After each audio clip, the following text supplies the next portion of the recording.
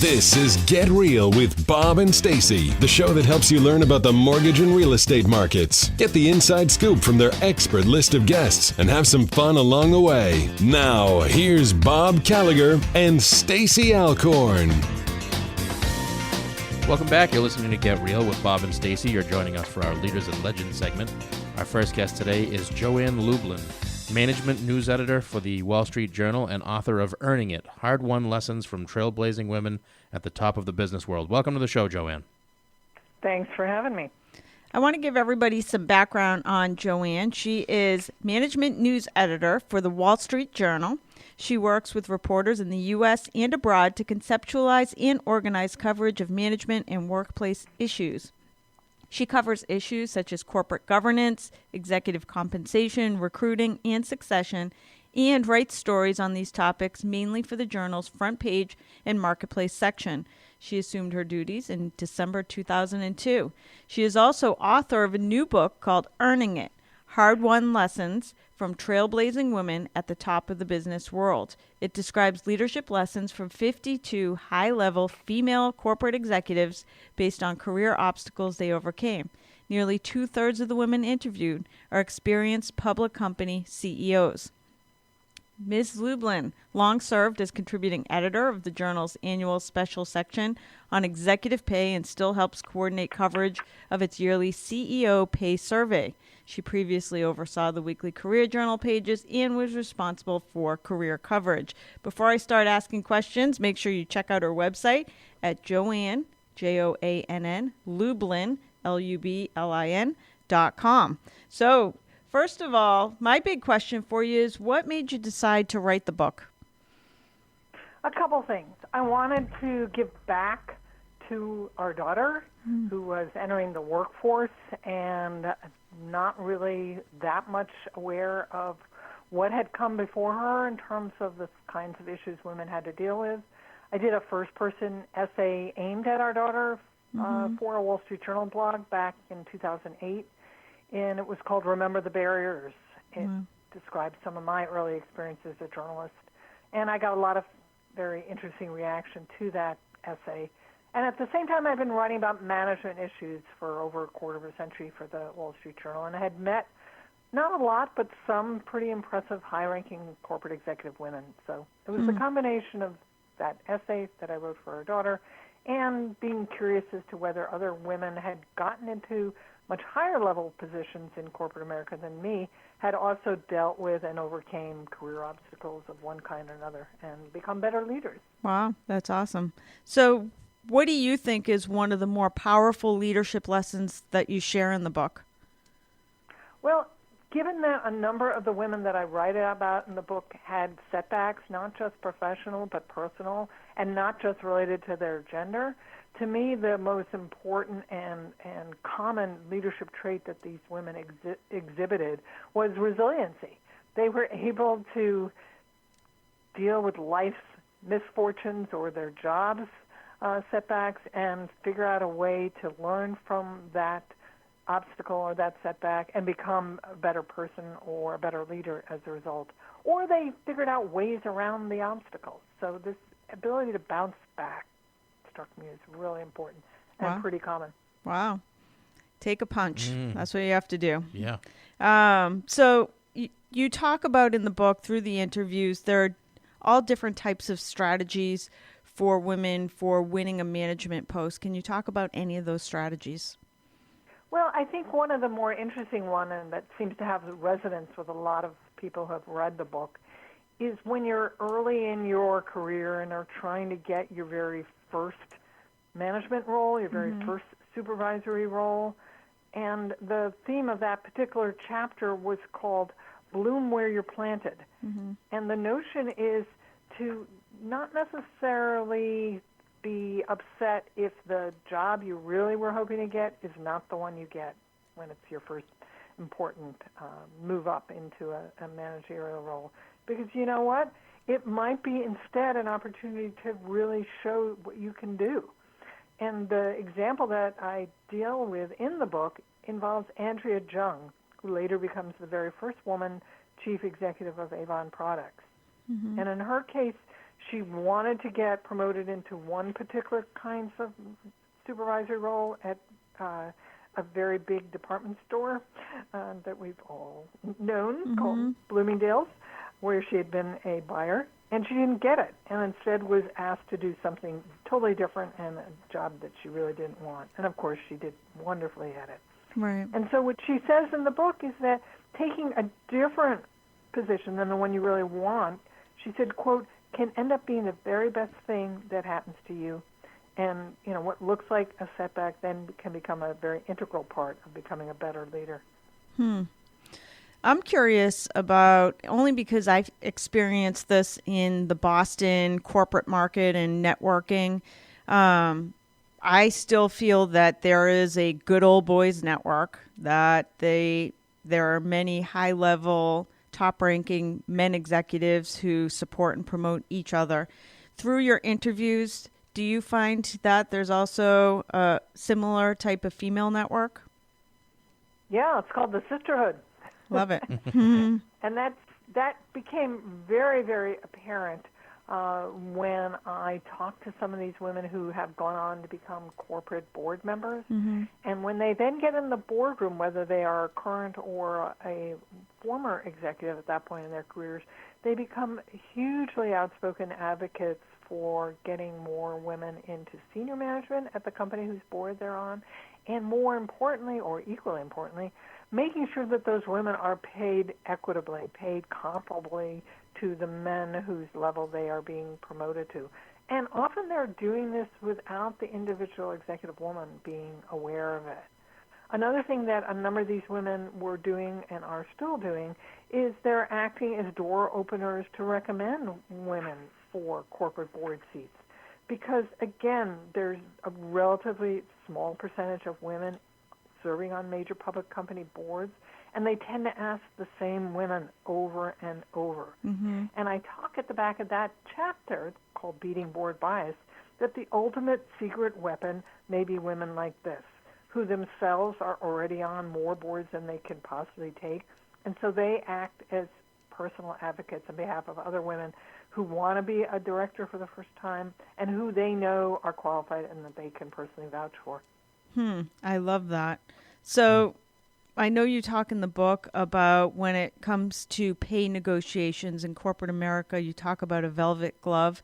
What is a velvet glove, and what does that mean for women? And that concept of velvet glove is one that is a really cool one because it applies not just to pay negotiations. Because I get asked a lot about, why is it then when men are, pretty assertive, they are praised as leaders, and when women are assertive, they are seen as pushy. And so the velvet glove concept is the notion that when you are negotiating on your behalf to either get a good pay package when you're hired or to get a better pay package when you're being promoted, is you do so from a position of strength.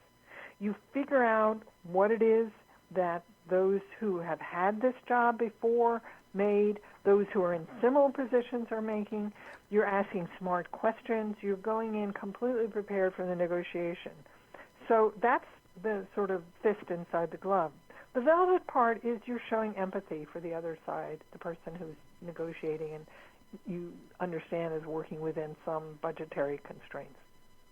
Okay, great stuff. For anybody just tuning in, we are talking to Joann Lublin. She recently authored a book called Earning It, Hard-Won Lessons from Trailblazing Women at the Top of the Business World.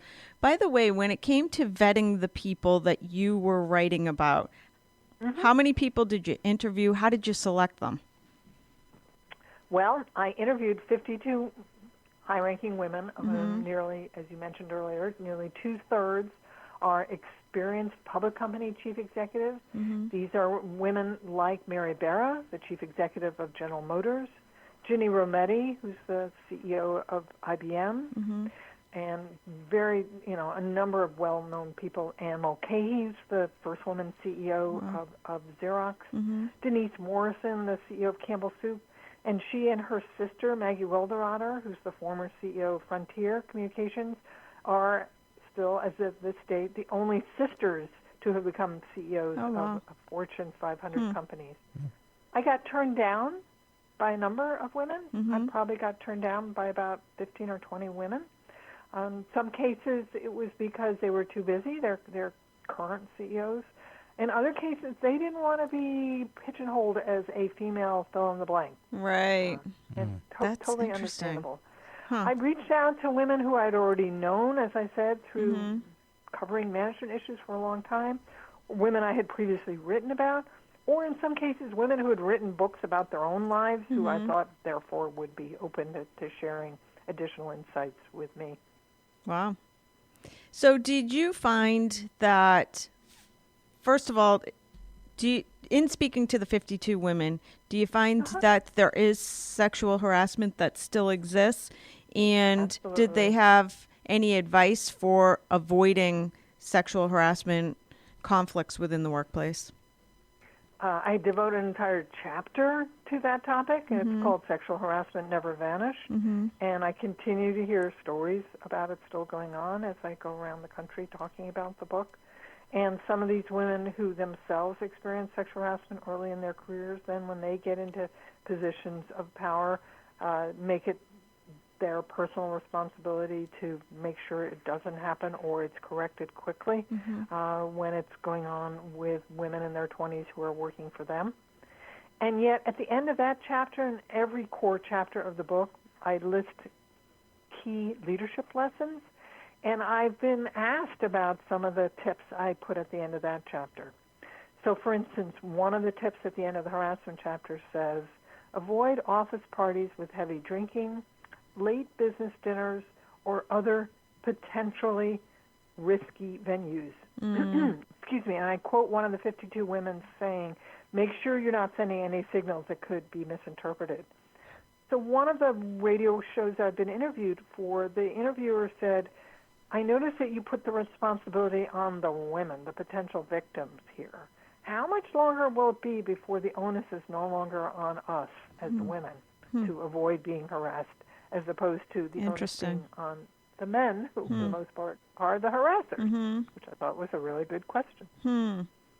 That is so interesting. And I know that you talk in the book, too, about how it seems some women, their careers progress because they take on an impossible assignment within the workplace. And that's like a double-edged sword. If you take on something that seems impossible, the good thing is if you accomplish it, you can get promoted right up the career ladder. But it also seems like it could be extremely detrimental if you can't complete the impossible mission.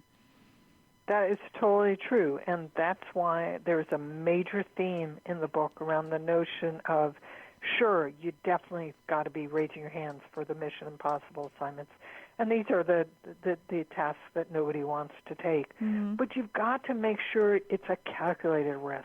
You've got to weigh the upsides and downsides. You have to know what your would-be boss is expecting of you. What are going to be the benchmarks by which you're measured?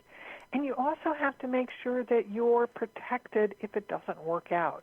There's a great story in the book involving Ellen Kullman, the former CEO of DuPont, who at one point, midway through her career there, she's highly successful at DuPont.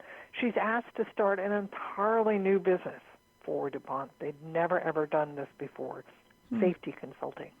And she's not given very specific marching orders. There's no promise of a budget, no promise of staffing, no promise of anything other than, this is something that's important for DuPont. And she decides to take it because she makes sure she gets a get-out-of-jail-free card.